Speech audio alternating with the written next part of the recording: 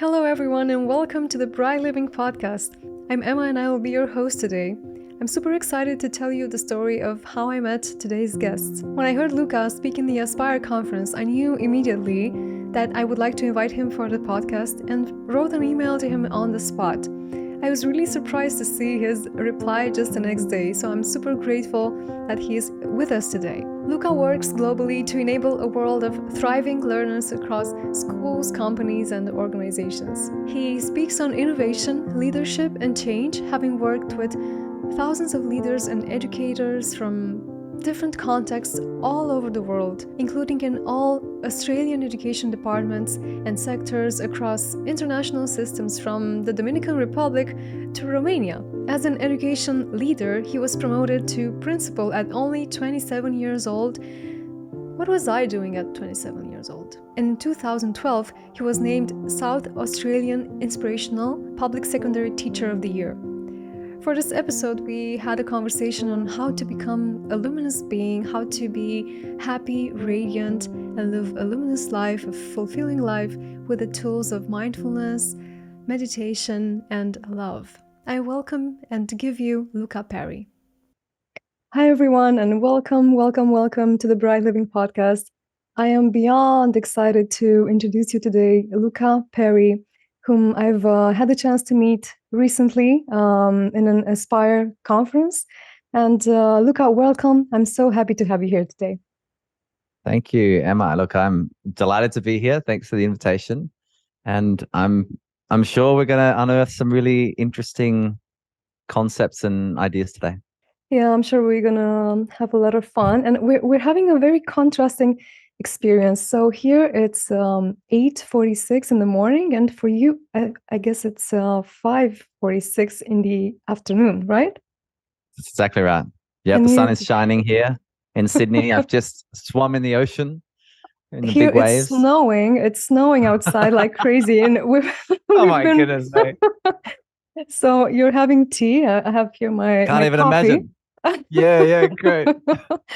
And I love how even though the physical contrasting experience, it is contrasting, but I feel like the concepts that we're about to unearth together, how you put it, is just bringing us together, right? So it's we're one and the same, even though we're so many miles apart and different time zones and different beverages and all of that.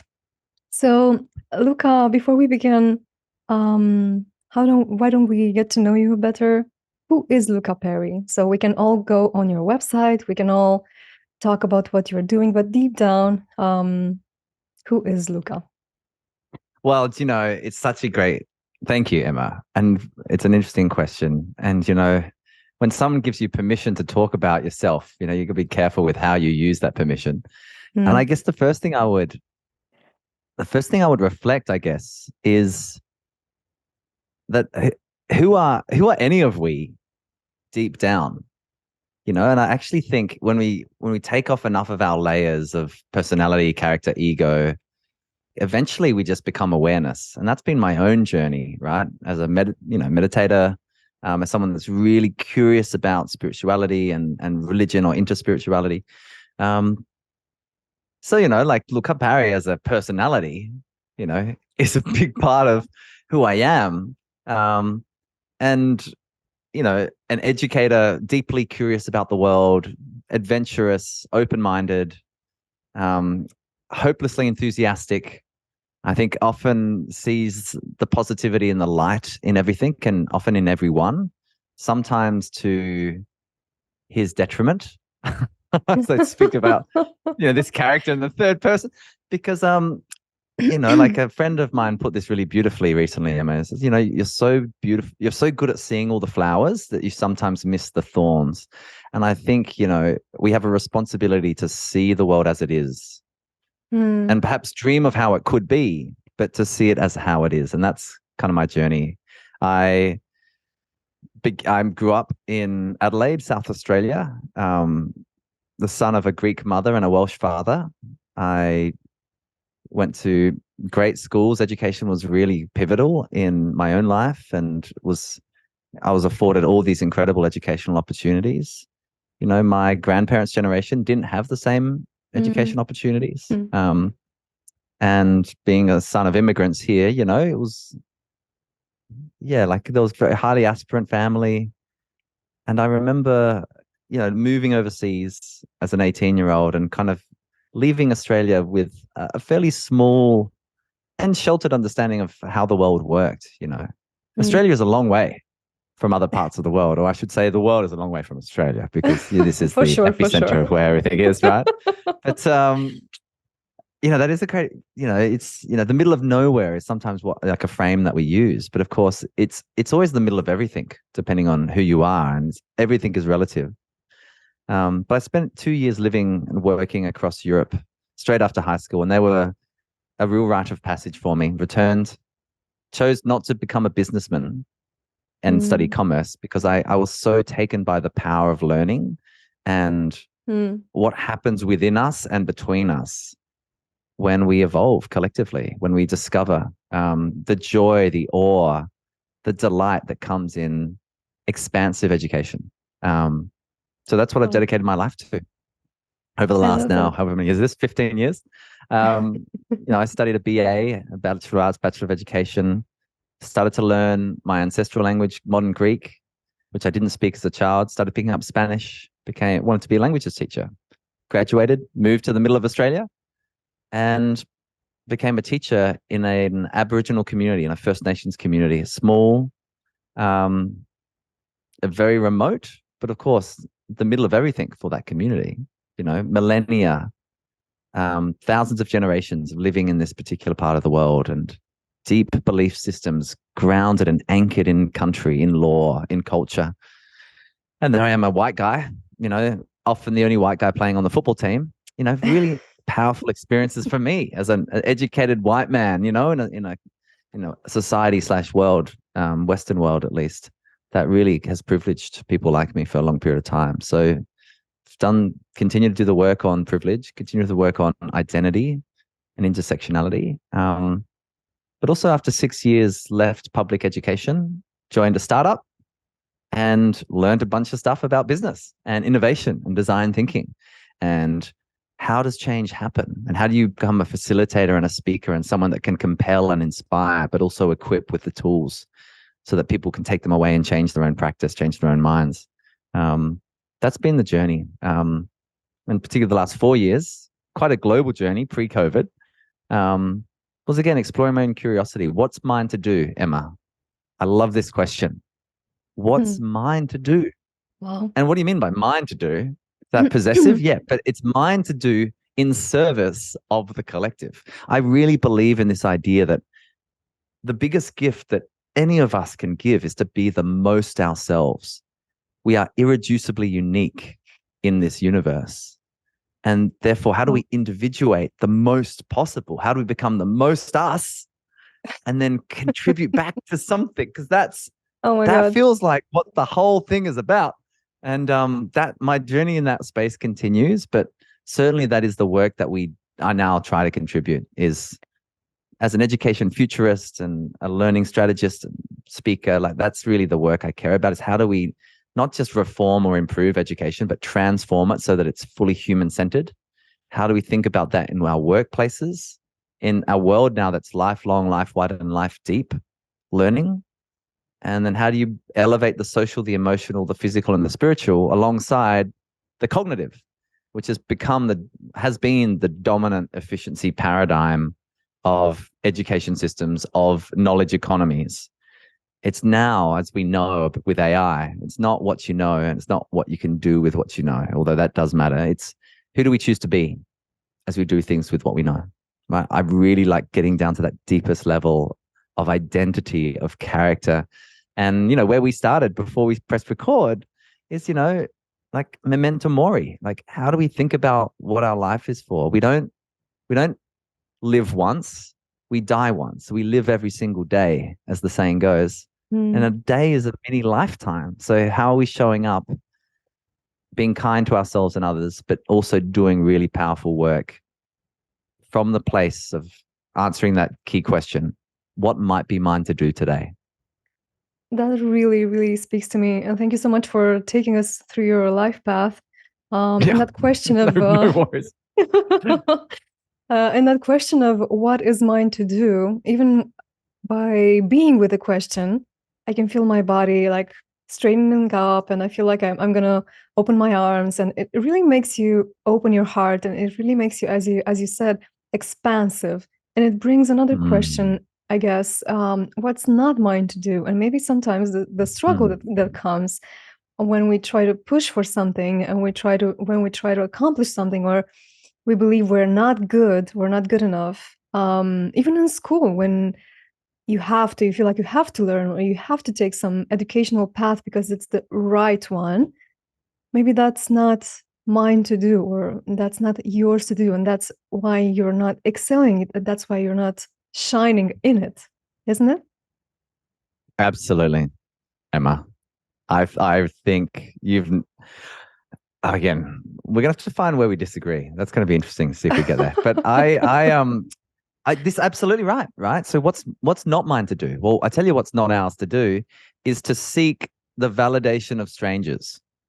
That is not our work to do, right? You And can say yet that again. the world, yeah, but the world has kind of become structured in this strange way, and the ego, I think, operates like this. It's the ego seeks safety, and safety comes from certainty, and and people being liked you. So the people pleaser part of me, for example, it was always there, and it's part of my personality is that I will try to work out what does somebody want, and then of course I'll try to create that for them, and that's beautiful unless it's contrary to what I want and what might be mine to do, right? And in the end, you end up just saying yes to everything, and that means you say yes to nothing. So like creating healthy boundaries, and this idea of like I love the work of a woman called Bronnie Ware, and she wrote a book called The 5 Regrets of the Dying.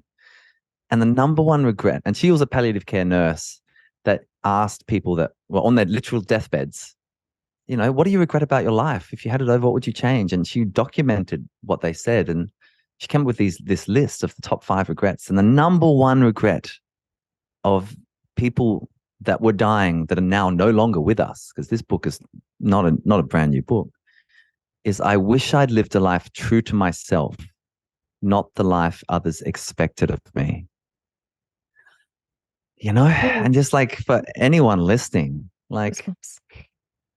well, I know, but it's like, isn't that just so powerful? It's like, actually, what expectations set have I absorbed, potentially subconsciously, that is playing out now in my life as a narrative or a pattern or as habit that doesn't serve me? It's this idea, the Steve Jobs idea, which is if you wake up too many days in a row and you look at yourself in the mirror and you say, if today was my last day on this earth, would I be doing what I'm about to do today? If the answer is no, we need to change something. And it's not, the caveat I put to this, it's not like go and live your hashtag best life and hashtag do what you love, right? Increasingly, Emma, I'm more stoic. It's more love what you do. Do you know what I mean? It's like embrace the struggle, choose choose joy. Like don't accept unnecessary suffering, i.e. let go of things that don't serve you. And this is this whole piece around post-traumatic growth or anti-fragility. It's if I, for example, have this piece, this part of my psyche, which is I think the only way people will like me is if I'm super smart.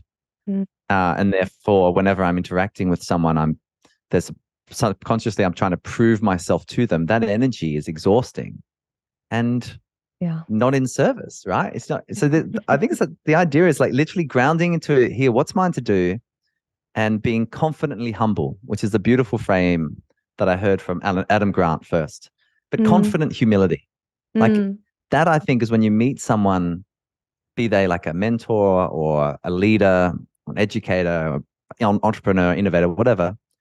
It's the people that are confidently humble that you go like, oh, there's something about this person. They're like vibrating. They're like luminous in their being. Why? Because there's a authentic curiosity and humility, and there's the power that comes from a connection to knowledge or skill or even more spiritually, to source, which is, yeah, I kind of know what's mine to do, and I'm doing it in the world.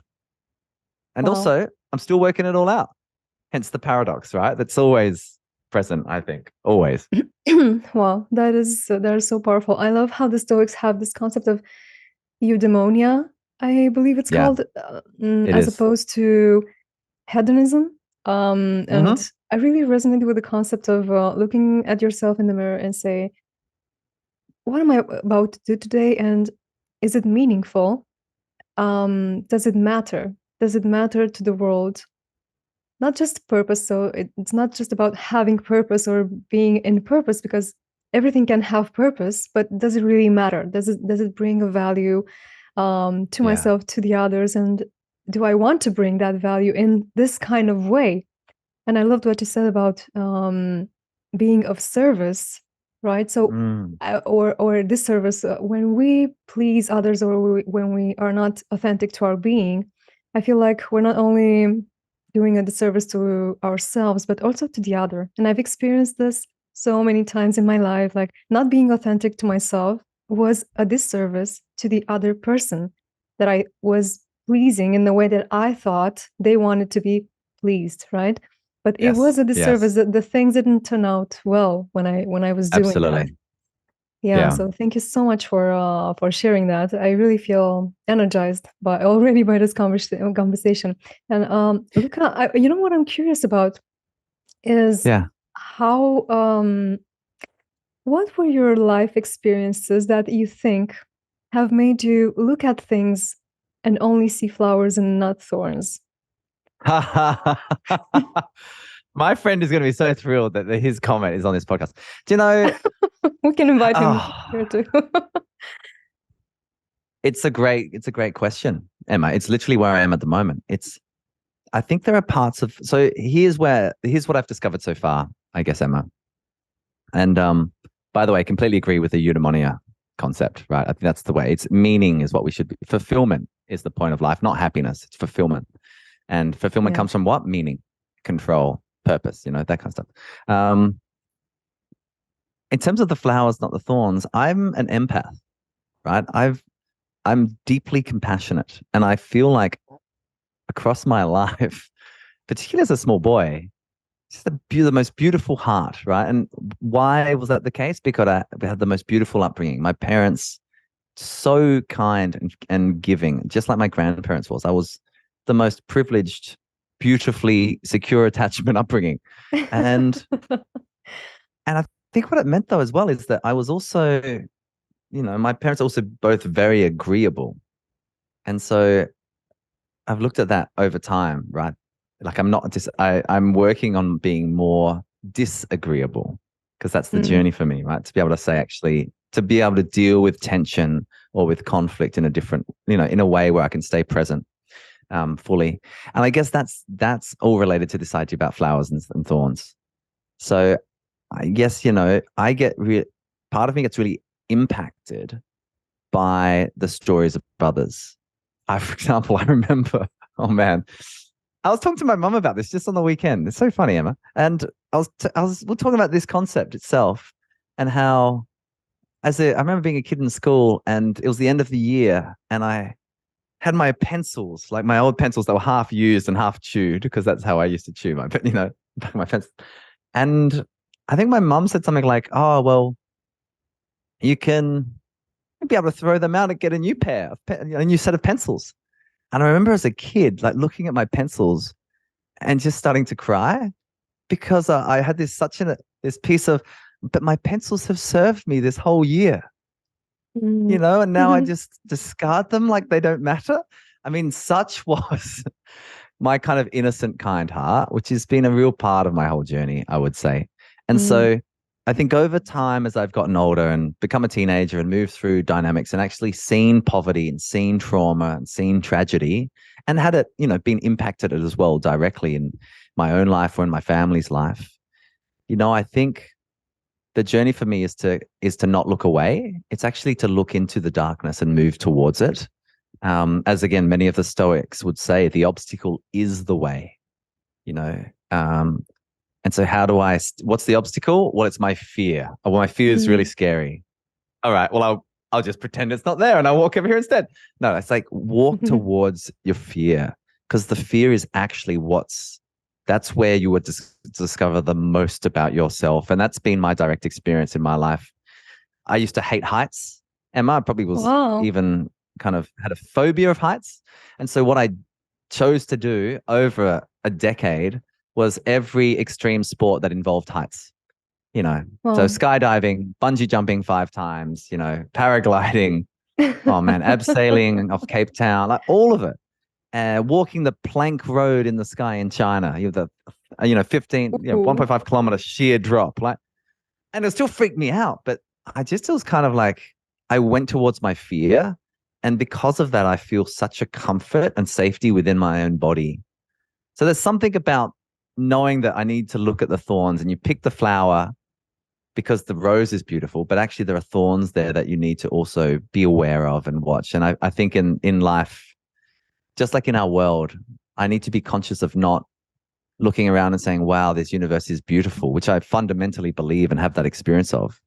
I need to hold the paradox of this universe is majestic and beautiful and awe-inspiring, and there's darkness here. There's trauma, there's damage, there's war, there's suffering. And then how do I then become someone that helps to alleviate that suffering? Clearly, the journey I'm on is to do that as an individual.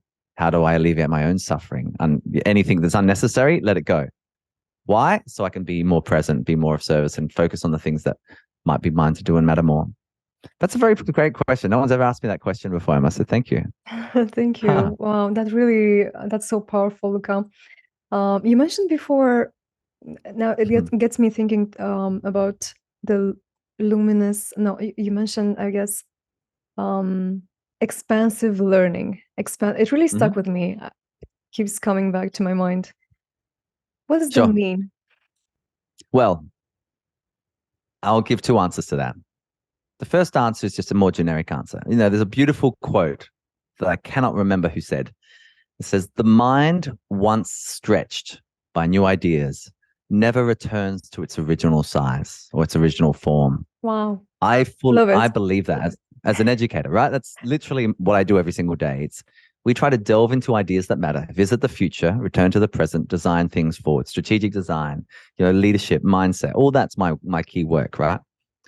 So that's what the expansive bit means. It's like these experiences, you want to find your edges, right? Because it expands you. How on earth do you know what you're capable of if you haven't found your edge? And I think a great tragedy today is that we've almost designed society, and by us, I mean there are the societal design taking place largely through market forces, where everything is so comfortable and convenient that you don't need to explore your edges. And if we're not careful, it will actually damage our ability to resiliere, to be resilient, to persevere, to be gritty.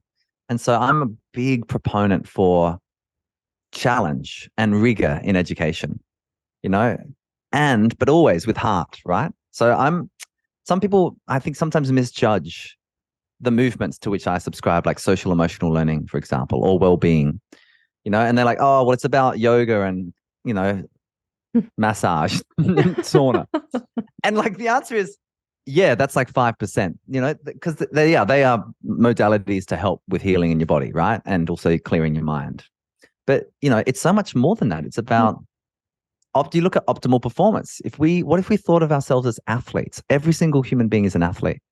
Well, how would we need to treat ourselves to get the best of ourselves from a place of love and wholeness?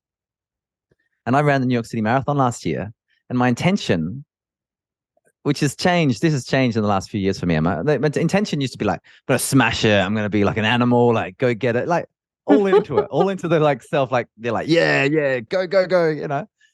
But actually this time I was like, I'm going to explore my edge, but from a place of curiosity and love, right? And that's a very different intention to run a marathon. And I ran my best time, performed the best I ever had, because Awesome. I was still struggling. I was still pushing, but I wasn't suffering, right? Like struggling, but not suffering. That's because I've been obviously reading a lot of Buddhism, And the whole idea is like suffering is optional. Struggle isn't. Pain is not. Pain is a guarantee. But do I choose to suffer with the pain, or do I choose to embrace and love the pain? I think it's such a really powerful way to think about all the experiences that we're engaging in. That's I mean, so I don't know, it's a bit important. tangential. Yeah, Yeah, and I feel like sometimes the fear of suffering or us trying to avoid the pain, not suffering, but pain, is what's causing suffering because you're struggling inside so absolutely. much to avoid some pain or some Oh my God. discomfort. You're absolutely right, Emma. You are so right. That is a very wise thing to say, I feel. And this idea that we really need to, if we can like weed our inner garden, let's use that as the metaphor, whatever, there are many, and then you have like a really clean space within yourself. Or it's like you have a window through which you see the world. But actually all my trauma is on that window. So it's muddy and it's smushed and I can't see clearly. So I'm not seeing the world as it is. I'm seeing it as I am. That's a powerful Anais Nin quote. Mm, We don't see the world as it is. We see the world as we are. Oh man, that's good. Like she's just great. So wow. that piece is yeah. So therefore, how do you do the inner work, right? Do the self-development work, build your emotional intelligence, especially if you're a leader of a human organization, by the way, and you have aspirations to be that. If you want to be an educator or someone leading a company or entrepreneur that's working with people, all of that is an investment because the more you know yourself, and again, this is very, Greek philosopher because I'm calling on my ancestors here, but it's know thyself. It's an Aristotelian idea. Yeah, and even eudaimonia is a Greek concept. Yeah. And to live the virtuous life, Emma, a life of virtue, not of hedonic pleasure. Although my favorite saying comes from one of my favorite sayings comes from Jamie Wheal, who I think is brilliant. Um, and I've done a few executive programs of his and read a couple of his books. But he says, run your week like a purist. Live your weekend. No, so it's live your week like a purist. Celebrate your weekends like a hedonist, but run your systems like a conformist. I just think that is a beautiful way to think about hedonic calendaring, right? Like you choose to have the diversity, the expansive experiences of life because they expand. But you're doing so from a very clean foundation, right? As opposed to being someone that's too hedonistic or someone that's too purist and never eats the cookie because they're not on sugar. You should eat the cookie once in a while. Do you know what I mean? It's a great, Exactly. It matters how New you Yorker use article. it's all about how we use the pleasure or the hedonism, right? Is it to run away from something, or is it to go towards an experience that I want to have? Is it to Oh, that's so I'm good. I'm very much pleasure oriented, and it's because I'm curious. I'm sometimes like a child. Oh, how does this feel? I want to taste this. I want to see what this is about. I want to have this experience. And I can have days when I'm like, okay, there'll be no nice food today. There'll be nothing, and okay, the pleasure is just the snow outside or just a conversation or some music. But yeah, if there's something new I want to experience, I don't want to have like I listen to only this kind of music or I like only this type of food. No, I like everything. And I feel like this is Yeah. part of us being in touch with our human nature and the spirituality of being here, of being present, of being in this body, which unfortunately I feel like many or yeah, maybe some spiritual traditions tend to reject your body completely. Sometimes also in Christianity, right? Reject all kinds of pleasure. Or if you're spiritual, you're not the body. You're either spirit or body. But aren't we Yeah. all everything together? Like, isn't our body spiritual and our spirit body? Yeah, I got Beautiful carried away a reflection. bit. No. Keep going. That's great. My observation would be, I agree. My bias is that I'm post-dualist, right? I don't think there's the material world over here and the spiritual world over there. I think there's a deeper synthesis that's unfolding here, and I think some of the cutting edge sciences, are starting to try to point us in this direction as well. I think you look at the quantum physics, for example, Mm, which is often cited. Um, and things like the uncertainty principle or quantum entanglement. How does any of that work? Well, it's kind of goes beyond time, and this idea of presence, right? That's something, it's a line that I learned from Alan Watts. And it's like, how do you prioritize presence over productivity? I really think that's the biggest gift we can give actually is our presence. Because from presence comes productivity, if we choose that. But, the being hyper present in the moment, embodied, is the biggest gift we can give. I mean, someone listening to this, thank you, because the biggest gift you give is your attention. Especially in an attention economy where there's a scarcity of attention and everyone's fighting for it. So, yeah, I really think there's something to that. And I mean, your reflections as well on different traditions is very interesting. And I have my own views, which are strong views lightly held, Emma, because they'll shift and they continue to shift over my life. But certainly I think any tradition that rejects embodiment, I think is antithetical to flourishing, thriving, or like connection to source. And I think in my view, like institutions, not just religious institutions, all institutions, have often, been created to create structures to deal with complexity, but also to create control. And so if I therefore need to ask this person for this thing, I no longer have a direct connection to the divine. And I feel like there's something about the return back to self. So, we can pray out of the body towards an external God, or we can pray into the body and realize that we are a small fragment of infinite consciousness, this universe, God, whatever language you're comfortable using. And a lot of people are very uncomfortable with a lot of that language. But I mean, I really think it's all just different frames for us trying to understand the same thing. Like, what are the base first principles upon which our universe is built? And I think spirituality actually underpins all religions.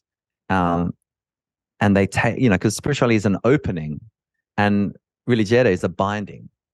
And so growing up in religious traditions of Catholicism and Greek Orthodoxy, I had wonderful experiences in that space with community, with faith, with belief.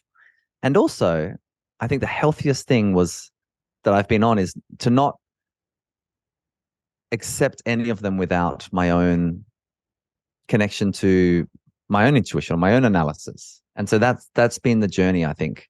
And then, as long as people are choosing, I'm all for that, right? But if we are kind of in some ways being socially engineered towards a particular response, I think that's not, we're not respecting the human agency that exists within each of us, and we're not drawing it out. So true. And maybe why anyone would choose any spiritual tradition is, I feel like people are trying to find God, the universe, and they're trying to realize that they are being that, right? They're trying to find that in oneself. What is for you a way to find the universe, God, in yourself? Oh God, that's such a beautiful question. Oh my goodness. So, well, I guess it's kind of where I started a bit, Emma. What I realized is there is the Louka that is speaking in English to you right now, right? But Louka is a character. It's my personality. It's my character. It's been developed over time. And I think there's something deeper in all of us. And that's what Ram Dass would call loving awareness, right? And it's literally our own consciousness that can direct our attention, that can kind of direct the ego. And, the ego is a terrible master, but a wonderful servant, as the saying goes, right? And so the point is not to transcend the ego and leave it all behind and float into the ether of infinite consciousness necessarily in this physical lifetime anyway.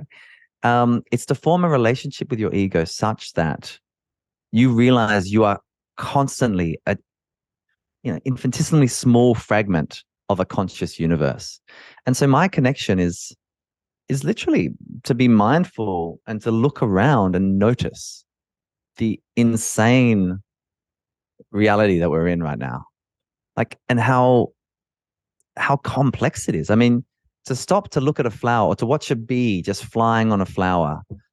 I mean, that is amazing. But like, no, I got 8 meetings that day and I'm on Zoom after Zoom and I've got to crush this thing. And then like, we've got these deadlines and like, yes to all that as well, because that's also the beautiful expression of this life. But there's something about being able to understand that, to see the divinity, not just in myself, but in everybody else, and realize that deep, deep down, and I'm literally quoting Alan Watts here, far, far in, we are the structure and fabric of existence itself. So, yeah. I mean, and even Brian Cox, if you want to get real secular, because we're too spiritual now, Brian Cox, right? One of the world's most famous astrophysicists and science communicators, he says this great line, like, what more do you want? You are literally the intelligent architecture of long dead stars that have assembled for this temporary period of time into your physical form, over billions and billions of years. What more do you want? Like, how extraordinary, like that's his somewhat secular view, right? And so I think that's when I think about my connection to the divine or my connection to source or whatever, it's wow, like look at where we are right now. Look at who we're with. Look at what's possible. And again, the thorns, and look at what needs to be done. Look at where we're missing what's possible. So that I feel like I have a connection to the universe because we are the universe observing itself. And, now I'm in shaky territory, but some of the quantum physicists, including those that just won the Nobel, and this whole idea of non-locality, right? Which I don't know how much people have looked into, but it's, the double slit experiment. It's if there is a conscious observer, matter changes. Now that means consciousness is interacting with matter. So that means we're no longer in a materialistic world. Interesting. Let's see how that unfolds over the next 20 years in those sciences. But I wouldn't be surprised at all if we realized that we just, we found dark matter only a couple of decades ago. We might find some kind of fabric of consciousness that's woven into our universe, that a field, like a cosmic field of sorts, right? I'm very curious about some of the thinkers that are espousing those views. And certainly when I feel like at my greatest expression, it's an expression of love, a kind of agape love, like this unconditional love for the world in which I've been born and that I get to work, live, learn, play in, So love is kind of your practice, presence is your practice, awareness is your practice, right? And this is your way of connecting to the universe in yourself and around you. I feel like that is such an ecstatic experience. That's the word that I'm getting right now. Is you cannot do that and not be, like it's ecstatic. It's one of the most ecstatic experiences you can have, to just be connected in that way, isn't it? Emma, I feel like if you look around you and you go, oh my goodness, look at this world. Or if you look around you and you go like, there's nothing here for me, you're likely right. If that makes sense. It is how do you orient? This comes back to our like love what you do versus do what you love. Like it's really like love where you are. I really believe there is no such thing as the past and there's no such thing as the future. Even as a futurist, I say that, right? There is only the present moment, and true liberation exists only here in the deep now, right? It still means that we need to use forecasting to project into the future, try to understand a new strategy in planning. We still need to understand, honor, celebrate, heal from the past, heal with the past. But really, all of that happens here in this moment. So yeah, I think you've summarized my practices pretty well. I've never really thought about that. I am very much about how do I bring myself into this moment, and then who do I choose to be? And this is like a Viktor Frankl type articulation, right? It's you can take everything from a man, from a human being, except his ability to respond. And so this response ability to respond, how do we be responsible in our lives? And what practices actually lengthen that space in between stimulus response so that something happens in life, there's a trigger, and I notice the trigger, and then I stay present all the same because I can emotionally integrate. Or if to be more kind of affective scientifically, you can self-regulate. You can self-regulate, which means you don't need to leave your higher self. You don't lose your prefrontal cortex and the executive function area, which is the CEO of the brain. That stays online. And I think so many of us have got micro PTSD because of COVID and because of war and because of challenge and because of traffic in the morning, like literally. And that's not to downplay, serious capital T trauma, but all of us are traumatized kind of all the time because of the amount of stress, information, challenge, uncertainty, volatility in our world, right? Collapsing financial systems, collapsing social systems, collapsing ecological systems. So yeah, there's a lot going on for everybody. So this practice of bringing ourselves into the moment over and over again, which is something that, of course, prayer or meditation more specifically can cultivate. And I've been meditating for like 7 years now. I used to think it was like something that hippies did.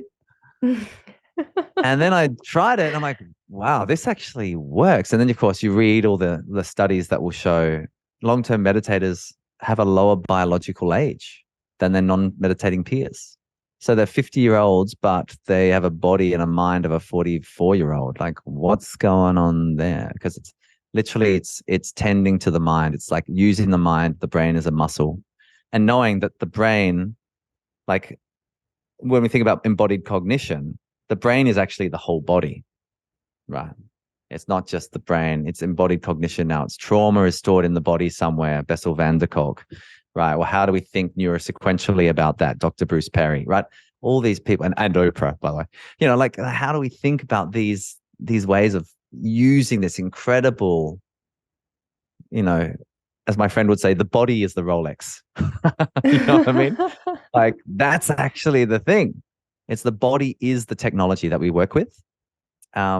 And increasingly when we've got, other technologies like AI that we've created, they should be used in ways that can help us re-embody, remember, become more efficient, to give ourselves more space and time to do the deep human work of connecting, belonging, creating, discerning, judging, and lengthening that space in between stimulus and response, and trying to act with virtue in a way that aligns with who you are trying to be in this life, in this world. What is meditation doing for you? What is meditation giving you or bringing into your life? Well, my teacher, Johnny Pollard, who I learned from all these years ago, would say meditation isn't about the eyes closed experience. It's about the eyes wide open experience. And so the whole point of it is that it gives me, I do 20 minutes a day. I have a mantra, but it could be any word really, unless you subscribe to the deeper Vedic traditions. It gives me 20 minutes as part of a very clear hour of power that I have every single morning, which is like a run, strength, swim, meditation journal process. And yeah, and then you open up things then, and you remember that you can choose actually who you're being. So there's this wonderful idea, Emma, that when you wake up in the morning, you shouldn't look at anything, right? You shouldn't look at your phone. Definitely shouldn't look at your phone. So I have my phone on airplane mode, and it's out of my bedroom. And I use all these other kind of, Andrew Huberman optimal process, all that stuff. I'm into it. I'm into peak performance. But this idea is actually, and then I run, and I used to run listening to a podcast. or an audiobook. Now I just run without my phone, with like a key from my apartment. And I look around and I realize because I haven't reprogrammed myself from yesterday, I haven't reminded myself all the things of who I thought I was yesterday. I actually get this a little more space of, oh, wow, I actually get to choose in my life. I get to choose because we're choosing all the time. So it's like, it's this beautiful piece where you're not just dumping everything from yesterday onto. I mean, then I come back, I journal, I do my things, right? And clearly, I don't have children for people that are listening, because they'll be like, "Well, how on earth do you do that?" Don't have any children yet. But then I'll engage into the world only after I've created my intentions for the day of, and those intentions aren't just what I want to do. They're who do I want to be in the world today, And like how do I how? want to show up? Yeah, and that's kind of all part of that meditative process now. And I feel like what it does is it reminds me of the potentiality that exists within me. In fact, exists within all of us. And that's a beautiful gift to do 20 minutes every single morning. And you can do 20 minutes at night that I don't do. And of course, when people say, well, I don't have time to meditate, if you don't have 20 minutes to meditate every single day, you need to make time for 1 hour, because that's how busy and disembodied you like. Yeah, right. It's a Yeah, saying that people say. I'm like, oh, that's a fair point. It's also a yeah. bit harsh, I but also quote that saying a lot. Yeah, it was oh, do like, you? yeah. If you Yeah, have cool. time, meditate 15 minutes. If you don't have time, meditate 30 minutes, because it means Yeah, you're all over the place and you need more time to ground yourself and to make time actually in your day. yeah, yeah. It's great. And again, it's just and again, you can tell like who I've been informed and influenced by with all these thinkers. But like even Seneca, the Stoic philosopher and senator in the Roman era, he just talks about, it's not that time is short, but it's that we squander so much of it. Mm. Life is long if we know how to use it. We always say life is short, but it's not actually, and we said before we went on, I mean, I'm counting the days of the year. We're up to day 32, everyone, as this goes to recording. So well done. We made it to day 32 of 2023. Ooh. Woohoo. Yeah. But like I counted the days of my life and it's like, 13,914 days or something, Emma. Why? Because I just feel like how do I honor the day every day? Mm. As the mini lifetime that it is. And of course, the other practice I think that's really important that actually meditation can help with a lot is letting go. Like the act of letting go, the practice of letting go of what? Relationships, of judgment, of mistakes, of errors, of all this stuff that we hold on to. And it holds us in stasis and it causes unnecessary suffering. And it's the bloody most difficult thing to do, is to let go of something, right? Because we hold on to it. How does one let go? Just how can we do that? I don't know.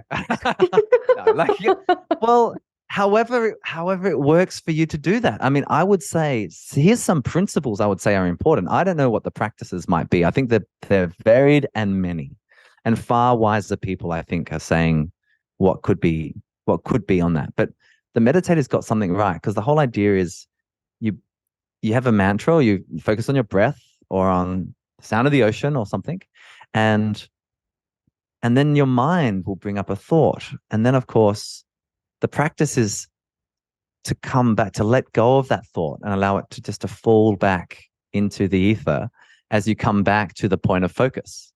And then you do that loop over and over again. And that's a meditative practice. And so for many people, they're doing these meditative practices. They might not call them meditation, but they're actually doing that.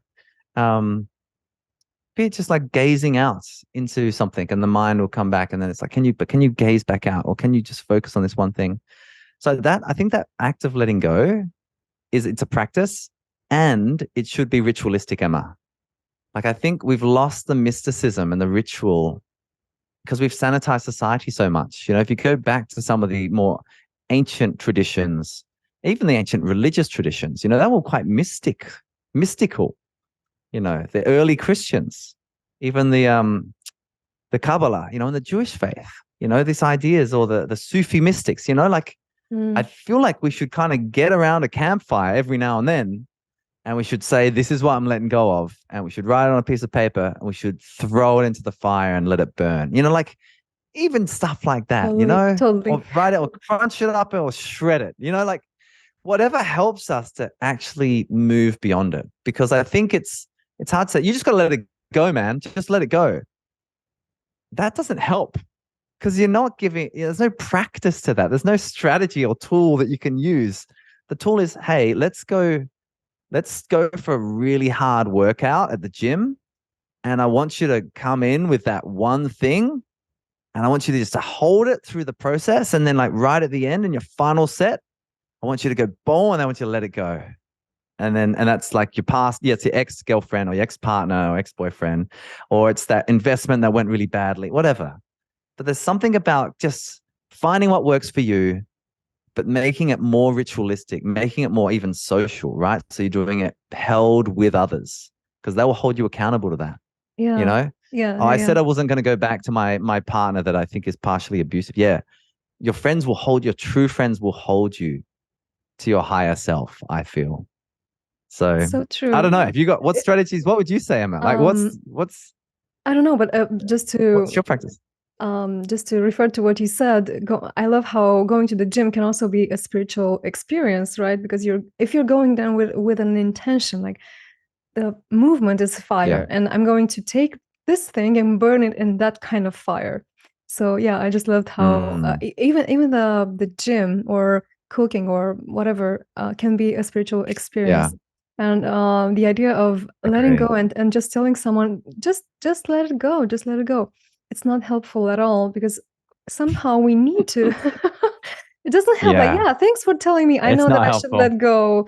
No, So it's not helpful. It's like, calm down. Just calm down. Yeah, thank you so for I don't your want to calm down. It's the worst. It's bad. It's a bad. It's bad. You feel invalidated. You feel alone. You feel misunderstood. Exactly. First, you need to feel in your human, I don't know, struggle in that moment. You need to feel, okay, I get what you're going through. I'm meeting you here in the suffering. No, not something like, oh, I don't like your suffering. Okay, just let it go. Just, why are you showing me this? It's not illuminated, right? So I feel like this can happen when we go to someone and say, just let it go. But it's still important to have a practice of letting go. And I've had actually an experience in my yoga training when I was discovering a lot pranayama in India. And I had just gone through a breakup at that moment, and I was still missing the person like every single day, even during my Indian experience. And during that one exercise, so it was a very intense breath exercise. Oh, and we were breathing, and I started to feel that missing. In Romanian, we call it dor, like missing. I started to dor. Great word. Yeah, I started to feel it amplify in my body, and I started then to cry. And I was doing the breath work and crying at the same time. And by the end of the exercise, it was gone. Like the feeling of missing, it was gone, and it stayed gone. So I needed that. I feel that fire of the breath, because it was very intense, to move me through that experience. And I don't know, it's still, I still get goosebumps when I remember that. And the way that I reflect now back on it is that we cannot let go of things that we haven't fully met in ourselves. Like, I cannot let go of this pain that I have unless I meet it fully and I feel it fully. If I try to push it away, it might come back and just give me its message over and over and over again. And when I meet it fully and I process it and I move through it, then I can let it go. And this is my process and my practice now. Now I can answer your question, because I didn't even know how to answer it before. But I feel my practice is this: I'm meeting, so I'm practicing yoga, meditation, breath work, all of that. And many times when I lay my yoga mat, I just stay there for like 15 minutes and think about my feelings and just be with my emotions, my thoughts. and sometimes I even laugh or cry or feel like the immense gratitude that I have for the day. And only then I start to do my actual practice. And by the end of that, I'm so relieved. Like it's like I left everything there. My poor mat has all of this. I don't know. It has this power to transform everything. And I feel like it's amazing. And also meditation, because you refer to meditation, I feel like many people treat meditation like some kind of running away from your life, or running away, it's escaping to a higher place.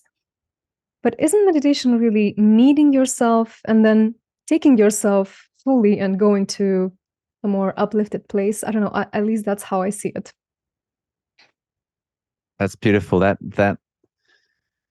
Yeah, the meditation piece is so has been so powerful for me, because I feel like that, like it's actually it was the first place really that I started to understand the old saying, "You are not your ego," right? Like, because what has happened to me, and I think many others that have practiced meditation, and meditation, literally just to observe without judgment, right? Just to observe what thoughts come up, is what you realize, and this is still trips me out.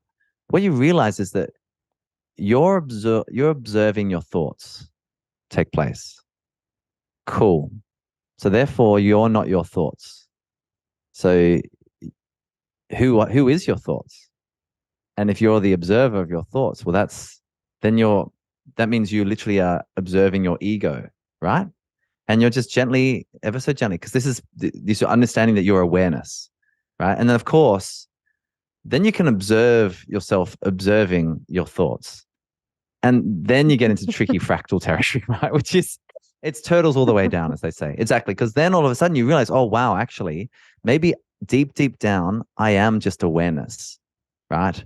And yeah, like clearly, I'm also Louka, and I have all these skills and strengths and talents and weaknesses and traumas and challenges and possibilities, all that as well. But that piece of being able to feel the difference between awareness and ego or self, like the me and the I, right, Emma?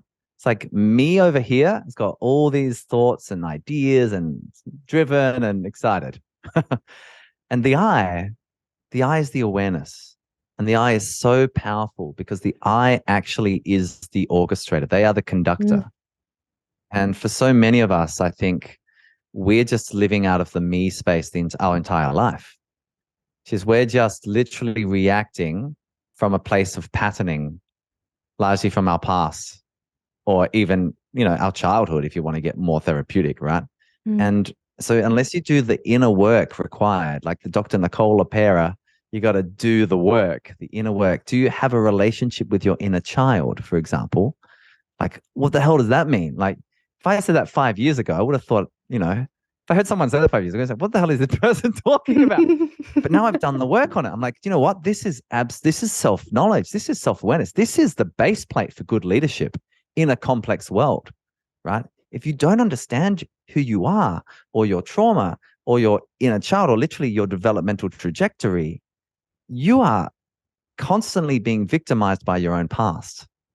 And actually, you might be less capable of choosing to act, and therefore to be an innovator and a creator in your life, building new products, new programs, new companies, like leading a school, leading an organization, working in the government, working in a social change community sector, being a student, learning, all of it. So I don't know. That's my kind of reflection on that piece on the meditation aspect, because it's a really powerful way. It's literally just sit wherever you happen to be in the world, and you just go inwards. You turn inwards for 20 minutes. And what a beautifully powerful way, to be able to experience yourself, right? And then, you come out of it and you go like, I sometimes transcend completely, and I open my eyes and I'm like, oh, well, that's right. I'm here in this life. What am I going to do today? That's my lived experience. And I know it sounds a bit kind of fuzzy, but it's it's really powerful. It's really, I, really powerful. I totally relate, and I've had that too. And also the energy that you have at the end of the meditation, like, oh my God, so many colors, and suddenly a rush of energy, and yeah, now I can focus, now I can think, now I can engage with the world. But for someone who is listening right now and they're saying like, okay, I'm listening to you guys, I get it, and it's very hard for me. It's very hard for If me. they've made it this long, Emma, congratulations to them. Thank you for still being with us. But yeah. Thank you for being with us. But if someone is asking themselves, how can I get to that place? I understand what you're saying, and what you're saying, guys, right now for me is somewhere like, oh, very far from where I am today. And my question, Yeah. Luca, for you would be, how can someone start when someone's really low, when someone's struggling a lot with even being present to a very small task? How can someone start, let's say, with meditation? Because I don't want it to be a very broad question, but many people have this struggle of, okay, I'm trying to meditate. Oh, my mind, my emotions are too much. My mind is going away, just running, and I haven't meditated at all, or I'm falling asleep. How can one start? Of course, you know what my answer will be: by starting. But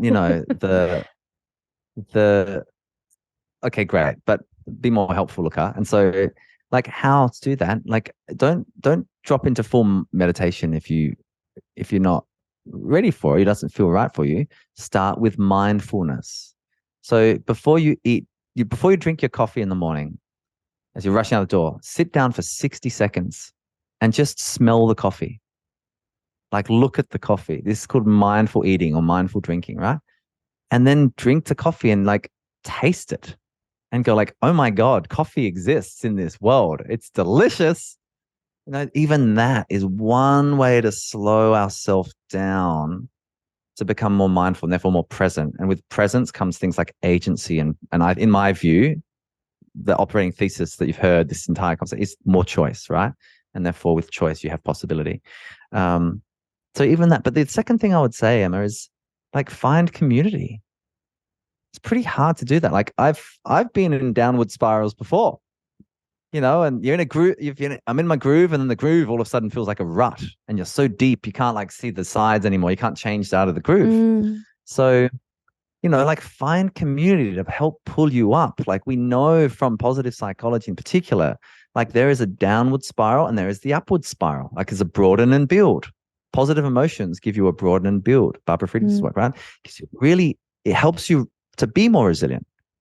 So find the people in your life who can be of service to you and who that you can serve. So that might be going to a little class, like joining a community gardening session, like finding some good people at the gym, people that aren't at the gym so they can experience validation from strangers about their body, but are there because they care about the body such that they want to make it the most refined and powerful, asset that they have.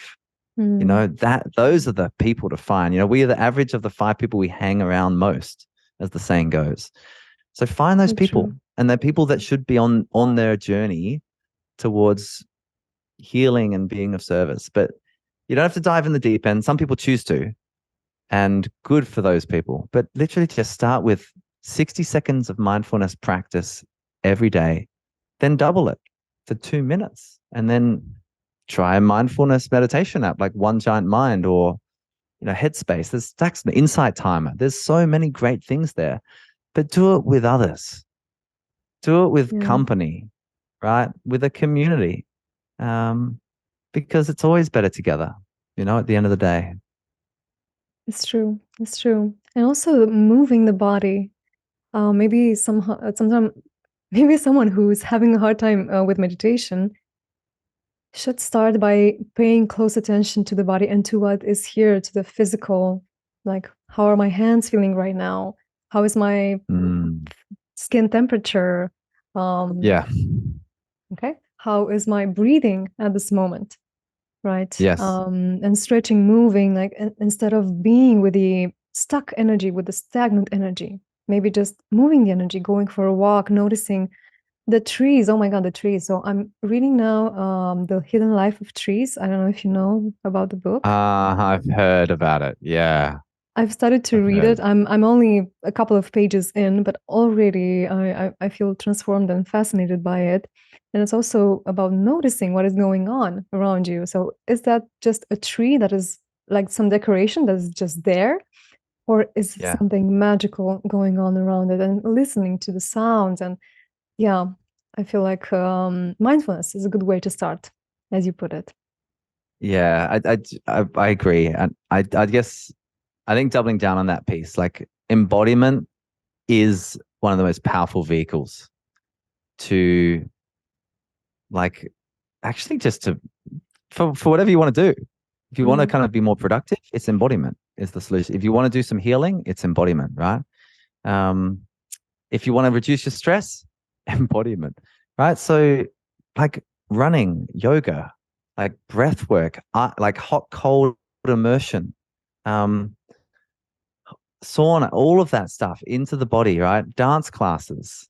There's something about being able to drop beyond, below the mind, back into the body that I think means that we start to any of those kind of ego loops that we get stuck in around judgment in particular.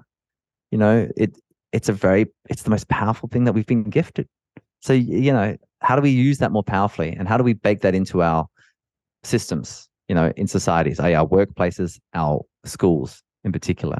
I mean, that's kind of some of my work. I'm very curious about how do we do that so that we end up with, you know, productive beings that are well, as Mm. opposed to productivity that's kind of, but everyone's collapsing or quitting, right? And we've got all these phenomena happening at the moment. So, but yeah, I agree with you. Embodiment, you know, Yeah. like yoga, same deal. I was like, yoga, what's with the yoga thing?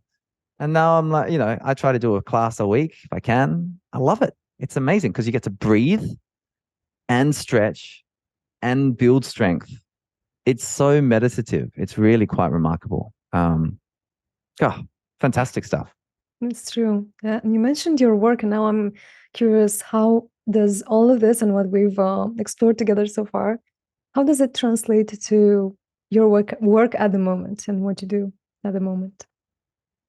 Well, I guess these are my evolving beliefs. And it's actually the evolving habits that I've built into my life, you know. So the work that I do is largely with educators and leaders, but not just from education. And like, for example, I do a breath work. I do a little breath work practice in every keynote speech that I give now, right? Awesome. I might have, yeah, you know, it's like, oh, it's interesting, you know, to do that. And I do some emotional intelligence work also. So what is happening is it's funny to see this, Emma. I think 5 years ago when I was working for another company, I was in some ways performing. I was like telling all the stories of stuff. Now what I'm kind of doing is embodying myself and sharing, I think, the practices that importantly are scientifically validated, but the practices that I also use. And it's like this wonderful Gandhian story, right? Where this, if you indulge me, this mother comes to Mahatma Gandhi with her son, and says, you know, Mahatma, like my son won't clean his room. Can you tell him to clean his room? And he says, come back in 12 months' time. Anyway, so she goes away confused, comes back a year later with her son and says, Mahatma, can you please tell my son to clean his room? And Mahatma Gandhi turns to the son and says, son, dear son, please clean your room. It's an important thing you must do. And the son's like, okay, I will. Thank you so much. And the mother is just so curious. She says, why did it take a year? Why did I have to go away for a whole year? And you couldn't have said this to him a year ago. And Mahatma Gandhi says, well, because I had to go and clean my own room and keep it clean for a whole year. And so that idea is like, you can't give advice to somebody unless you're in integrity with that advice yourself. Mm. And so I guess that's, you know, my answer is that what's coming into my life, anything I discover through any expansive experience that I do, Emma, Mhm. it ends up becoming part of myself, part of me. And therefore it starts to cascade into my work. And my work really is around how do we transform the social systems that we've created, our education systems, you know, our workforce, the way that we treat each other. Like, how do we bake in compassion and future skills and enterprise and creativity, especially in this AI technologically driven world. Like, all of that, I think, is going to matter more. Embodiment's going to matter more in the future, not less. Especially if we do, use the metaverse responsibly and have these incredible moments of immersion. Like, what kind of duality and modalities have we got that are underpinning that, so that we are well beings doing great work, and hopefully, discovering what's ours to do along the journey. Beautiful, beautiful.